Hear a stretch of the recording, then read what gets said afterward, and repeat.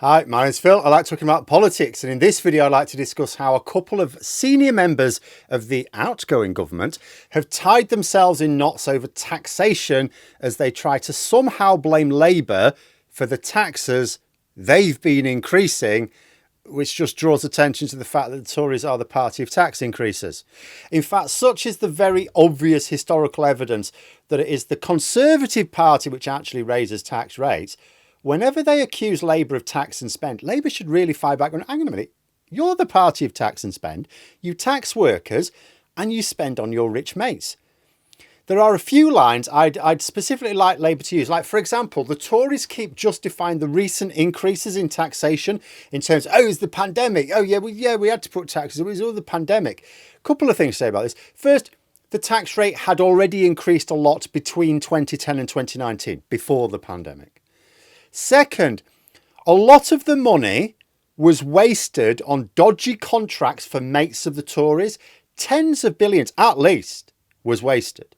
So if the Tories are going to say that high taxes now are linked to pandemic spending, then they are saying that high taxes now are at least partially because the Tories gave vast sums of money to clearly unsuitable people like Michelle Mone for nothing useful in return. Labour should use this. But both Jeremy Hunt and Mark Harper have recently tripped themselves up with their attempt to try to pin their own high taxes on Labour. Jeremy Hunt first, because he is the Chancellor after all, and responsible for tax policy. Well, for a while anyway. The Daily Express front page today suggests that Jeremy Hunt has trapped Labour into committing not to raise VAT. As if, it's because Labour really planned to raise VAT, you see. It's like, no, Labour don't raise VAT. VAT has gone through 3 increases in my lifetime. Every single one was under the Conservatives. In fact, the last time VAT was raised was in the first few weeks of this Conservative government coming to power. And it's actually even more stark than that. In the 90s, the Tories increased the rate of VAT specifically on energy. In 1997, Labour came to power on a promise to drop VAT on energy down to the lowest level permitted, 5% by the EU, of course, which they promptly did. Fast forward to the Brexit years and they're trying to come up with benefits of Brexit, and Boris Johnson promises, I will abolish VAT on energy altogether if we leave the EU.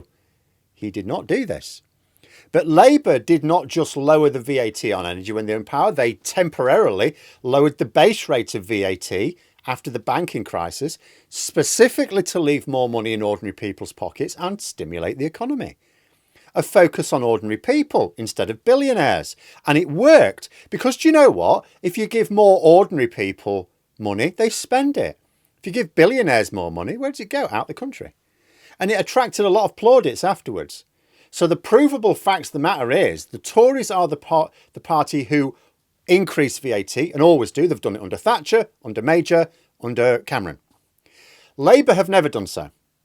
Labour have reduced it though, something the Tories have not. And the reason's quite easy to understand. VAT is inevitably going to be levied to a disproportionately high rate on incomes of people with less money.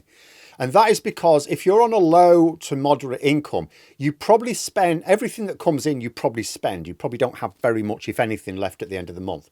So it all gets spent and almost everything you can spend it on has VAT on it, which means that as a proportion of your income, VAT is quite a large chunk of it. Whereas someone who's wealthier will spend a smaller percentage of their income on things on a monthly basis. So the things that will attract VAT. The rest of it can go into savings or investments or something where VAT is not paid. So raising VAT and creating tax breaks for the rich at the same time, which is what successive Conservative governments have done, is a way of shifting the tax burden from the rich to the poor. Now, Labour, of course, have already made a big thing of removing as many tax breaks as they can. But they will need that money to invest properly. But I would like to see a point where in the future they can move back to lowering VAT again. Maybe even do what the Tories promised to do and remove it from energy altogether. That would be a strong statement. In the future, they need to get the economy working first. But that would be a strong statement, would it not, about the real difference on taxation between the two parties? The Tories have always been the party of high taxes. It's just that Labour have always been really bad at showing this to the public. But I would say the Tories have been so blatant in recent years that Labour really, I mean, they do themselves an enormous favour if they can really break this cycle of misinformation. And then when Hunt was tackled about this very thing on Radio 4 this morning, the Chancellor had to concede that actually, yeah, it was his party which has been responsible for every single VAT rise. And then yesterday, Transport Secretary Mark Harper, he got himself into a tangle over a different aspect of tax policy. The Conservatives are trying to claim that Labour will be taxing the state pension and that the Conservatives won't. But people who only get the state pension have not been paying income tax on it because it's below the threshold. Until, that is, this year. Because of fiscal drag caused by the Tories freezing income tax bands in their budgets, which means lowering them in real terms, more people are being forced into higher tax bands for some of their income, even if their income has not increased above the level of inflation. Some of them may have increased less than inflation, but they're still getting dragged up. This is now affecting some people on the state pension. So the fact that some pensioners reliant on the state pension may now be liable for income tax is entirely a consequence of Conservative policy, not Labour policy. 14 years of Conservative policy. Now, it may continue under Labour for a few years while they boost the economy, or it may not. They haven't said, but it is certainly the case this policy exists right now as a result of the current government's budgets. And this was put to Mark Harper, and he said, the reason the income tax is now applying when it hasn't in the past is because of his party's freeze on tax bands. He was then asked how he would pay for it. Comes to £2.5 billion. Oh, we're going to clamp down on tax avoidance, he said. OK, good joke. Now, of course, it is Labour's policy to go after tax avoidance and evasion more aggressively. But it has been Conservative policy to actually make it easy to get away with both in recent years. So Harper was asked by the Conservatives, why the Conservatives hadn't gone after tax avoidance for the past 14 years. He just said, we think we can raise £2.5 billion a year from dealing with tax avoidance. It's like, OK, so why haven't you? Like, you're in power. You've been in power for 14 years. No answer to that. And remember, it's only a few weeks ago they announced their last budget in more than one sense as well. Why wasn't this anti-tax avoidance policy included in the budget, which was presented just recently? Problem with the Tories is they're basically someone suggested recently, Rishi Sunak could learn a lot from Susan Hall's Mayor of London campaign, as if he should adopt some of her ideas. And it's like, he seems to be doing that. He actually seems to be adopting the Susan Hall approach to the election. By the way, she lost quite heavily, so I don't think it's a good idea. Hall tried to win her campaign based on making up policies for her opponent. What are your policies, Susan? Oh, never mind my policies. Let me make up some policies for my opponent. Didn't work very well. She lost. The Tories are trying it for themselves now.